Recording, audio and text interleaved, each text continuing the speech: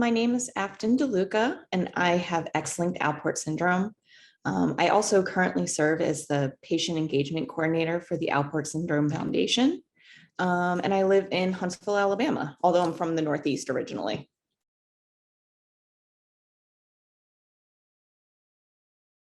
I first learned at age 26, shortly after I was diagnosed 12 years ago.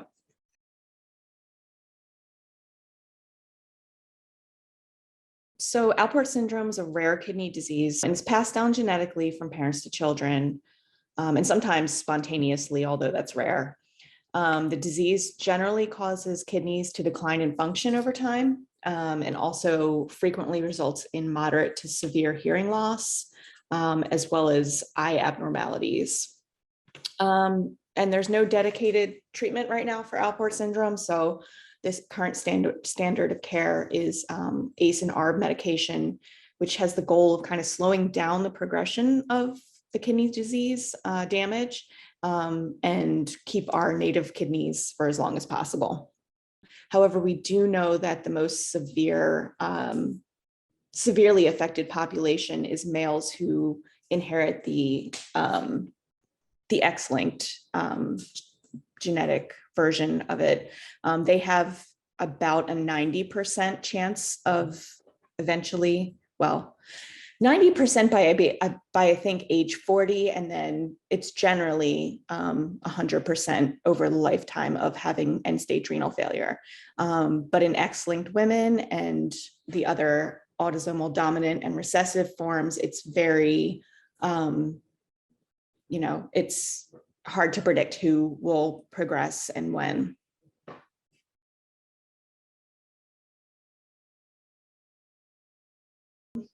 I connected with the Alport Syndrome Foundation not too long after I received my diagnosis. And then once I understood more of the genetics about how it's passed down, and I kind of looked at my own family history and realized that it was probably X-linked. So then I knew that my children would probably have a 50-50 chance of inheriting the gene. So I kind of understood that to begin with, but I wasn't sure where to go from there. I kind of tucked it in the back of my mind until, I was ready to start planning a family. However, I became pregnant naturally and unintentionally.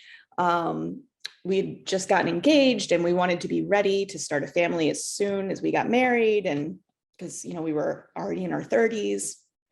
And so I came off of oral contraception, and we were just kind of using, the fertility awareness method to predict ovulation and use that as our form of birth control. However, obviously one of the downsides is that a simple miscalculation can, have you become pregnant. So that's ultimately what happened.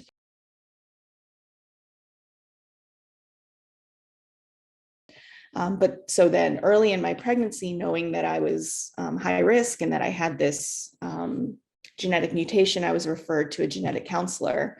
And at first it was just, a general introductory meeting to kind of understand more about the disease and how it would affect my child and myself throughout the pregnancy and birth process. And the counselor explained that my fiance and I could do, genetic testing at that time to confirm my Alport diagnosis, because until that point, biopsy was the main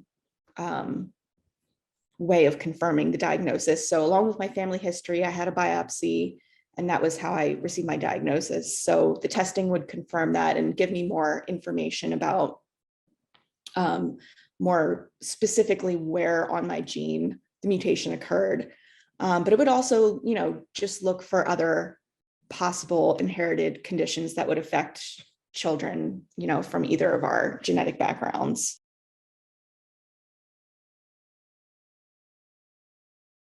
Ultimately, despite the 50-50 odds, we felt strongly that we wanted nature to take its course, that I wanted to carry my own biological child. I knew that even, before and after, I still felt the same way after receiving my diagnosis.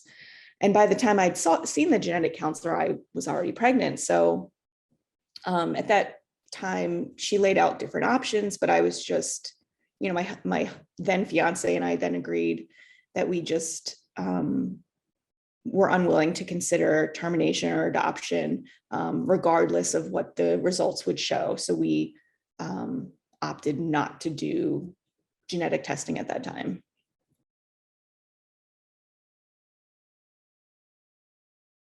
First, I would have been more careful in calculating my fertility window so that I could have more time to prepare and do things on my own terms and be able to plan a little bit better. But secondly, I would have gone back and changed the genetic counselor I saw. There's no way I could have known at the time, but this particular professional just didn't have a very good bedside manner. And I would say within the first 10 minutes of beginning the conversation, she immediately skipped to the worst case scenario, being that I could go into severe preeclampsia and lose the child, or be in a situation where we would have to decide whether to keep me alive or my child. So that was really difficult to process, and especially because there was no warm up to it. Eventually we got to the end of the conversation and she was like, well, there's not a lot of research into Alport syndrome specifically in terms of pregnancy complications and maternal and infant mortality rates. So, we can only really guess based on like people who have chronic kidney disease. But, we don't think that this is like a foregone conclusion. All you really need to do is to be in touch with your doctor, go to your regular visits, make sure you look for swelling, take your blood pressure, like do all the necessary things, and you should probably be okay. But if she had led with that going into it, it would have been a much more comfortable and less alarming experience, because I was definitely shell-shocked after leaving that appointment. But I wouldn't change anything else about the choice that I made. We love our son exactly the way he is. I've seen a lot of other young people with Alport syndrome overcome very similar challenges to what I expect he'll be up against as far as needing hearing aids in elementary school. He's already on an ACE inhibitor, and as he grows up, needing to increase that and mitigate side effects and just be more aware than his peers about his health. But they are some of the most ambitious, kind, empathetic people I've ever known. They're just very invested in helping others with the same condition, or others who are just in that same type of position. They've become wonderful support systems for their own friends and family. I can count on both hands how many have decided to go into the field of either genetics or pediatric nephrology or nursing nephrology or transplant or dialysis work. So it's, I would never obviously wish this on someone, but from what I can tell, the people who are handed this really make the most of their lives. And so I look forward to see how it's going to, change my son for the better.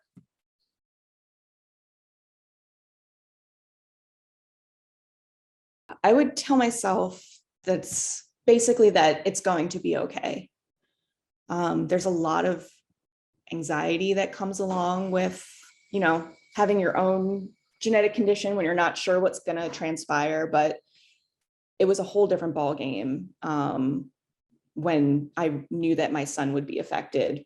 So there's just a lot of anxiety about it, and just dwelling on the worst case scenario, but also just the guilt, specifically for mothers who chose this route to begin with. A lot of other mothers don't find out until, their kid's born and they have symptoms, and then they're retroactively diagnosed. So there's obviously nothing they could have done, but they often still report feeling this immense guilt that it was their genes that's causing,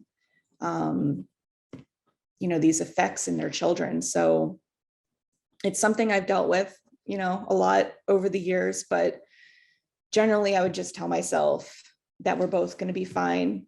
We're both going to have happy lives. And that if I could go back, I wouldn't change a single second or decision that I've made.